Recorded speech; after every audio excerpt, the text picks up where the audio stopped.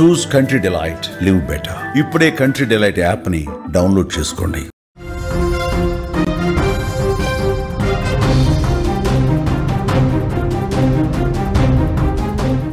Breaking చూస్తున్నాం. హన్మకొండలోని Tejaswi high స్కూల్లో విషాద ఘటన చోటు చేసుకుంది. క్లాస్ రూమ్లో 4వ తరగతి విద్యార్థి కుప్పకూలిపోయాడు. హుటాహుటిన ఆసుపత్రికి తీసుకెళ్లింది యాజమాన్యం. బ్రెయిన్ డెడ్తో చనిపోయినట్టుగా వైద్యులు ప్రకటించారు. స్కూల్ ఎదుట తల్లిదండ్రులు ఆందోళన చేస్తున్నారు. నెల రోజుల క్రితం ఇదే పాఠశాలలో 10వ తరగతి విద్యార్థి కూడా చనిపోయిన పరిస్థితుంది. వరుస ఘటనలతో పిల్లల తల్లిదండ్రుల్లో ఒక భయం కనిపిస్తోంది, ఆందోళన నెలకొంది. హన్మకొండలో తేజస్వి హై స్కూల్లో జరిగిన విషాద ఘటన ఇది. క్లాస్ రూమ్లో మీరు స్క్రీన్ మీద విజువల్స్లో కూడా చూస్తున్నారు. సీసీ కెమెరాలో రికార్డ్ అయినటువంటి దృశ్యం మీరు చూస్తున్నారు. క్లాస్ రూమ్లో 4వ తరగతి విద్యార్థి ఒక్కసారిగా ఉన్నట్టుండే కుప్పకూలిపోయినటువంటి పరిస్థితి ఉంది. దీంతో వెంటనే ఆసుపత్రికి తీసుకెళ్లారు. స్కూల్ యాజమాన్యం, టీచర్స్ అందరూ వెంటనే స్పందించారు. ఎందుకు కుప్పకూలిపోయాడు, ఫిట్స్ వచ్చినట్టు అయ్యి ఒక్కసారిగా కుప్పకూలిపోయినట్టుగా దృశ్యాలు అయితే కనిపిస్తుంది. ఆ క్లాస్ రూమ్లో ఉన్నటువంటి టీచర్స్ వెంటనే రియాక్ట్ అయిపోయి ఆసుపత్రికి తీసుకెళ్లే ప్రయత్నం చేశారు. అయితే ఆసుపత్రి తీసుకెళ్లిన తర్వాత ఆ విద్యార్థి బ్రెయిన్ డెడ్తో చనిపోయినట్లుగా వైద్యులు నిర్ధారించినట్టుగా సమాచారం వస్తుంది. ఈ విషయం తెలుసుకున్న కుటుంబ సభ్యులు స్కూల్ ఎదుట ఆందోళనకి దిగుతున్నటువంటి పరిస్థితి ఉంది. ఇలాగే నెల రోజుల క్రితం అండి. ఇప్పుడు విద్యార్థి తల్లిదండ్రులు ఎందుకు ఆందోళన చేస్తున్నారంటే, గతంలో కూడా ఒక నెల రోజులే అవుతుంది, సెప్టెంబర్ 10వ తారీఖు 11వ తారీఖు అనుకుంటా, బహుశా నాకు గుర్తుంది. ఆ రోజున అక్కడ స్కూల్ డ్రిల్ కొట్టినప్పుడు అక్కడ పిల్లలు ఆడుకుంటారు కదండి గ్రౌండ్లో. ఆడుకుంటున్నటువంటి సమయంలో ఒక్కసారిగా 10వ తరగతి చదివే విద్యార్థి గ్రౌండ్లో కుప్పకూలి చనిపోయినటువంటి పరిస్థితి ఉంది. ఆ దృశ్యాలు కూడా అప్పుడు సీసీ కెమెరాలో చాలా క్లియర్గా రికార్డ్ అయినాయి. వరుస ప్రమాదాలు ఎందుకు జరుగుతున్నాయి, వరుసగా విద్యార్థులు ఎందుకు చనిపోతున్నటువంటి పరిస్థితి. నెల రోజుల క్రితం గ్రౌండ్లో కూలిపోయినటువంటి ఆ ఘటనకు సంబంధించి గుండెపోటుతో ఆల్ ఆఫ్ సడన్ అతను చనిపోయినట్టుగా పోలీసులు డాక్టర్స్ నిర్ధారించినటువంటి పరిస్థితి ఉంది. ఇప్పుడు మళ్ళీ నెల రోజులకి క్లాస్ రూమ్లో ఉన్నటువంటి స్టూడెంటే 4వ తరగతి చదువుతున్నటువంటి విద్యార్థి ఒక్కసారిగా అక్కడ ఫిట్స్ వచ్చి పడిపోవటం ఏంటి, ఏం జరుగుతుంది? ఈ వరుస ఘటనలకు వేరే కారణాలు ఏమైనా ఉన్నాయా, స్కూల్లో అసలు ఎలాంటి పరిస్థితులు ఉన్నాయి అనేది విద్యార్థుల తల్లిదండ్రులు గొడవ చేస్తుండడానికి కారణం అది. కానీ టీచర్స్ కానీ యాజమాన్యం కానీ ఏమీ చెప్పట్లేదు. వారి వ్యక్తిగత కారణాల రీత్యా ఆరోగ్య సమస్యలతో ఈ విధంగా జరిగింది తప్పించి స్కూల్ తప్పేమీ లేదని చెప్పి స్కూల్ యాజమాన్యం, అక్కడ ఉన్నటువంటి సిబ్బంది చెప్తున్నటువంటి పరిస్థితి. కానీ ఆ విద్యార్థుల తల్లిదండ్రులు ఆవేదన అయితే అంతా ఇంత కాదు.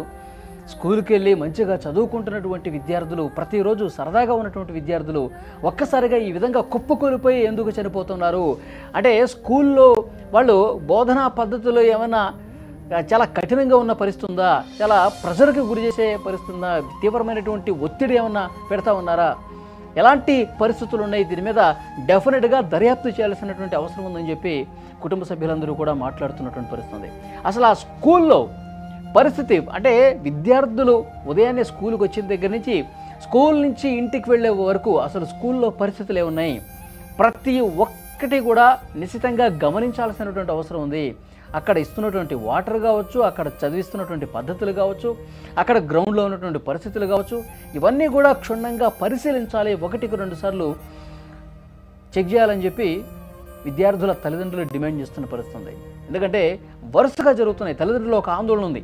ఈ స్కూల్కి విద్యార్థుల్ని పంపించాలంటే ప్రస్తుతం భయపడుతున్నటువంటి పరిస్థితి. హన్మకొండలో తేజస్వి స్కూల్లో చదివిస్తున్నటువంటి ఆ పేరెంట్స్ అందరూ కూడా ఆందోళన వ్యక్తం చేస్తున్న పరిస్థితి.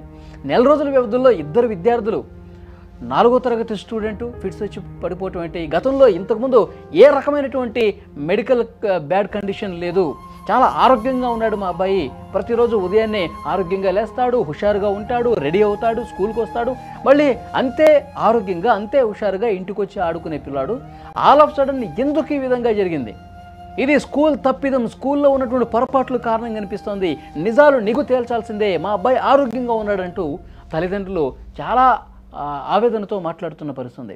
కాబట్టి ఈ 2 ఘటనలు జరిగిన తర్వాత విద్యార్థుల తల్లిదండ్రులు అయితే చాలా భయంగా అనిపిస్తోంది. మిగతా తల్లిదండ్రులు ఈ స్కూల్లో చదివించడం కరెక్టేనా అని ఆందోళన చెందే పరిస్థితి, అనుమానపడే పరిస్థితి కనిపిస్తోంది. వెంటనే ప్రభుత్వాన్ని కూడా, పోలీసులను కూడా రిక్వెస్ట్ చేస్తూ ఉన్నారు, స్కూల్లో మీరు ఇన్వెస్టిగేట్ చేయండి, దర్యాప్తు చేయండి, అసలు ఏం జరుగుతుంది ఇక్కడ, అప్పటి వరకు ఆరోగ్యంగా ఉన్న పిల్లలు ఎందుకు ఈ విధంగా కొలాప్స్ అయిపోతూ ఉన్నారు, అంటూ చెప్తున్నటువంటి పరిస్థితి. అక్కడ మీరు స్క్రీన్ మీద చూడొచ్చు ఆ తండ్రి ఎంత ఆవేదనతో ఉన్నటువంటి సిచ్యువేషన్ ఉందో మీరు చూస్తూ ఉన్నారు. ఈ విషయం తెలిసిన వెంటనే హుటాహుటిన అక్కడికి వస్తే కన్నీళ్లు మిగిల్చినటువంటి పరిస్థితి.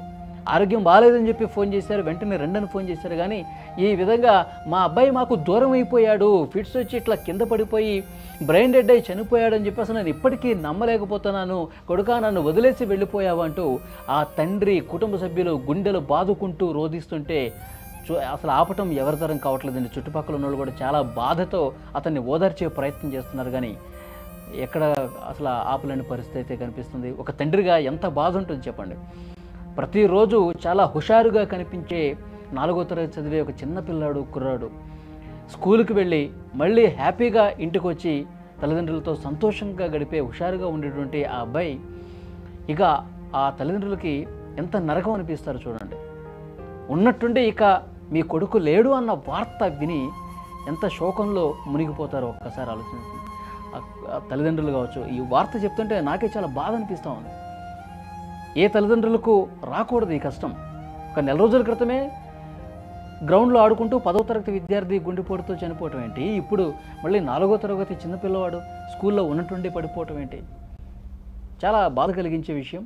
సో కానీ తల్లిదండ్రులు లేవనెత్తుతున్నటువంటి అనుమానాలు కూడా కొన్ని కొట్టిపారేయలేం. అసలు ఆ స్కూల్లో ఎలాంటి పరిస్థితులు ఉన్నాయో ఒకసారి ఇన్వెస్టిగేట్, పరిస్థితులు చాలా తేడాగా ఉన్నాయని చెప్పడం నా ఉద్దేశం కాదు. కానీ 1-2 సార్లు అక్కడ పరిస్థితుల్ని పరిశీలించి అంతా బాగానే ఉందని చెబితే మిగతా తల్లిదండ్రులకి ఒక ధీమా కల్పించినట్టు పరిస్థితి ఉంటుంది.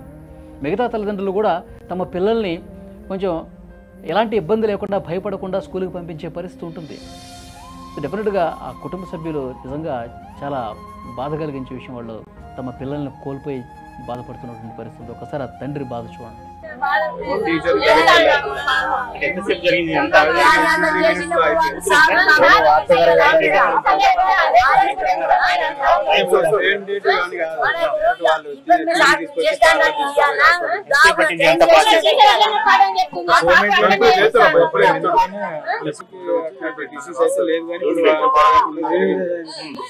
మేడం ఫోన్ చేశారు, డైరెక్ట్ హాస్పిటల్కి వెళ్ళాము, అడ్మిట్ చేసి వాళ్ళు ట్రీట్మెంట్ చేశారు.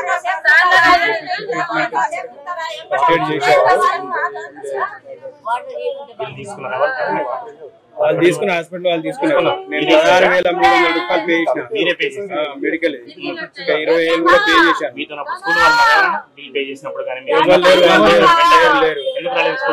వాళ్ళ బయటనే ఉన్నారు. ఎప్పుడు స్పాట్ లో మెడిసిన్ కావాలంటే ఇక నేను వాళ్ళని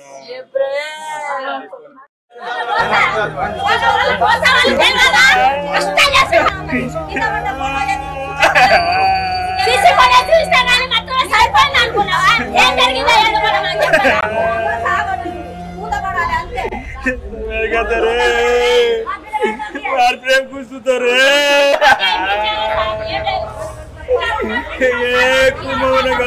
कुछ